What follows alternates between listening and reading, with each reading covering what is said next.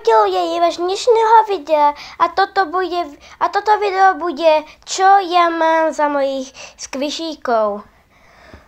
A kto by to nevedel, tak vám to krátko vysvetlím. Tí skvišíkovia sú akoby táto tlapka, sú také, že sa dajú stlačať a keby sa, ako sa volajú, tak sa volá tapak skvišík. No a nech sa zdržia, môžeme ísť na to. Ako prvé, mojich tlapiek. Začneme od malé, od najmenších, tak môžeme začať touto.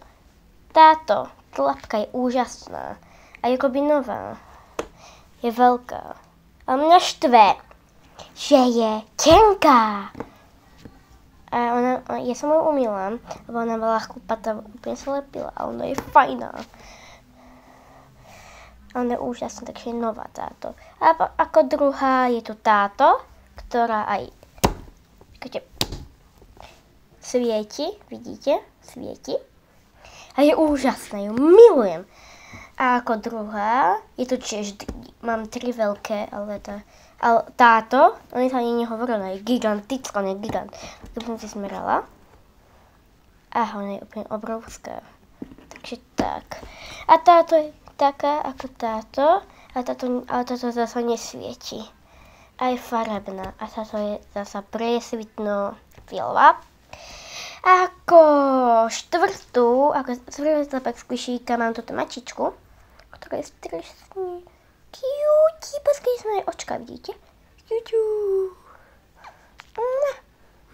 Ja ju milujem, ale je chlpatá.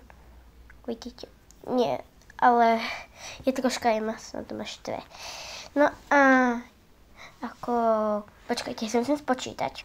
No ako 5. tlapku máme túto maličku, ktorá je úplne istá ako táto.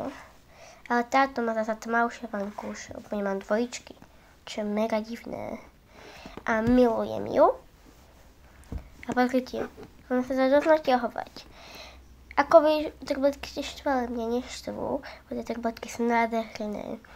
A potom mám tiež maličku, a to je 6. tlapka, ktorá je táto ružová, úplne majú istú veľkosť. Ale táto má menej, tak bude ktorá je ružová, je troška zaprášená. A ako posledná, sú to títo labubu. Toto nepoznám, to sú neviem nejakí zaječíkovia a ich milujem.